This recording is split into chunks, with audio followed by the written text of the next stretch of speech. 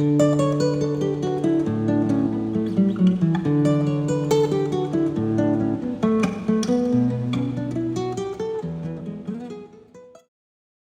welcome to another episode of Tim's IT Straight Talk. Tim Warner here, and I want to talk to you about information hoarding.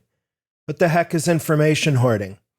Well, it's the term that I've made up to describe the mistaken belief that if I keep this proprietary knowledge to myself in the workplace, such that I'm the only one who knows how to do such and so things,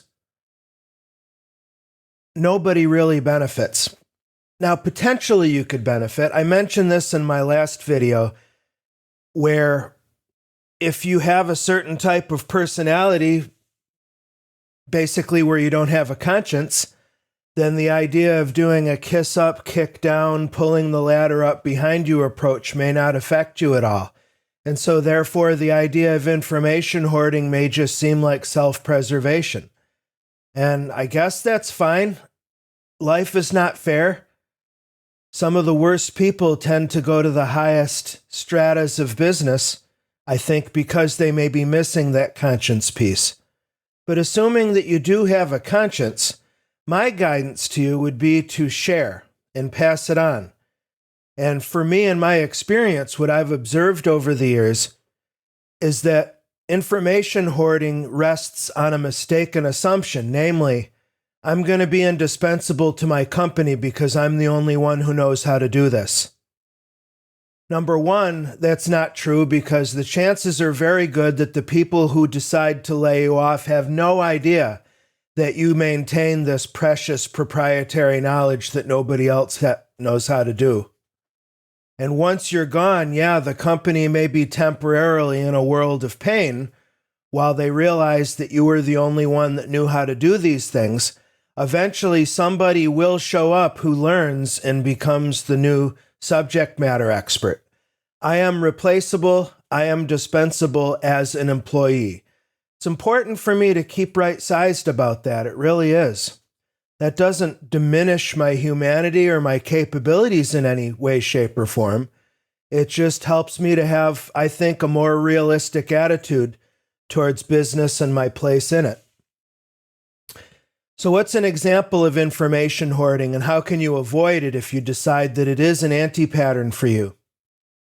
Well, you're learning on the job. You may actually come up, if you're a creative sort, you may come up with or invent a new technique. You might recommend a new product. And depending upon the size of the shop and how siloed it is versus interrelational, you may just de facto find yourself to be the only one who knows how to do certain things. And I give a lot of credit to my former employer, Microsoft, because they were very aware of this. I mean, a company that's been around as long as Microsoft and has as many employees as Microsoft would have learned this lesson a long time ago. But they understood during my time there, whenever there was a case of one person or even two people being the only people that knew how to do something, they realized we've got to get some other people involved here, because what if you go on vacation? Not worst case where you're downsized and terminated, but you're going on vacation or you have a medical emergency. Who's going to do that, whatever that task is, in your stead is the question, you see? So in my opinion, sharing the love, sharing the knowledge becomes a service to the company, frankly. I'm doing the company a solid by letting them know, if they don't know, which they probably don't, hey, by the way, I'm the only one who knows how to do this. So when I go on vacation next month, I'd like to contribute to getting somebody else skilled up. You see what I mean? So recognition number one, that actually I've got some proprietary knowledge here. What can I do about it? Well, I'm a writer, so I guess I'm biased in one degree. I would say document it. Document that proprietary knowledge. Even if you don't publish it to your larger colleague audience at work, at least you've got it documented somewhere, so that if you do decide to move on, in a worst case scenario, if you wind up leaving and you're the only one who knows how to do something, you've got that something documented and you can hand that off to the person behind you. even though you probably don't know who that person is because maybe they haven't been hired, but they will thank you when they realize, okay, there's this such and so novel task that the previous person only knew how to do. Oh, they left some documentation. How thoughtful. You see what I mean? That's number one. Well, it's really number two. One would be awareness. Two would be documentation. Three would be publicizing that as a vulnerability to the business. Again, in terms of being a good employee, in terms of being an honest steward, I would say that it's your responsibility to surface to your colleagues and to your manager that you've got some potentially proprietary skills and knowledge. And right now, you're the weak link, or you're the single point of failure with regard to that kind of job. So I need your help. Let's make sure that we've got at least one or two other people, at the least, who are able to take over or trade off duties. All that making some semblance of sense? Well, I know that there's some people thinking, well, yeah, I'm hearing all this. That sounds good, being a good steward. But then my company does these big layoffs a couple times a year. What's in it for me by being a good steward to my company, given that I'm disposable and dispensable and so on and so forth? Well, my response to that would be, you take your integrity with you. I've been an IT certification proponent for a long, long time. And one benefit I always like to illustrate about IT certifications is you put in the effort to earn the certification while you're in your current job. That certification doesn't stay behind at your job when you move on to your next position.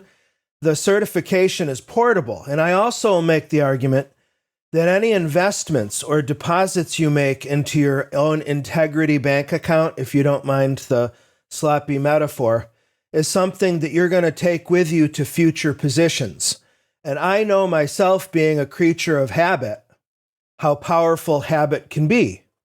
And it seems to me, training yourself into a habit of transparency, of high integrity, honesty, those sorts of things, they become a habit, and it becomes almost like muscle memory, such that the next time you're in a situation where you have proprietary knowledge, it'll just be almost a reflexive action for you to pass on that knowledge and make sure that you're cross-training and that you're not the only one. And, there is a very valid aspect of self-preservation here, because if I'm the only one responsible for backups, and I'm going to go on vacation, or I want to go on vacation, I'm not going to get that vacation if I'm the only one who knows how to run and maintain the backup jobs, you see?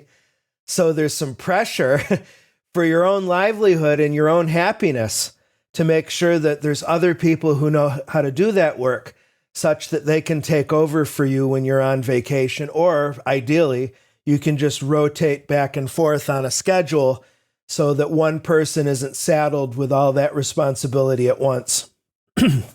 So that's about all I have to say. Information hoarding is an example of many I can cite, of an anti-pattern, of a way to improve yourself in your career by attempting to do the diametric opposite of the anti-pattern. So the opposite of an information hoarder would be an information sharer. It's kind of a clumsy term, but it's the best I can come up with at this time. Take it or leave it.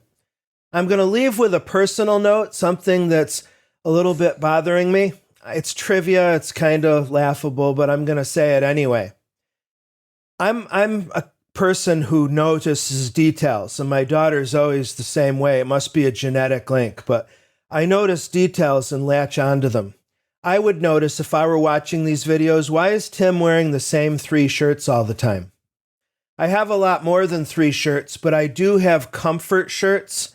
And unless I'm going out to interact with humans, if I'm just here in my office, I'd like to wear the most comfortable, safest clothing I can. And I have some pet shirts that are most comfortable to me. And so that's the explanation. If you're like me, and if you notice and get hung up on fine details, I want to offer that as an explanation.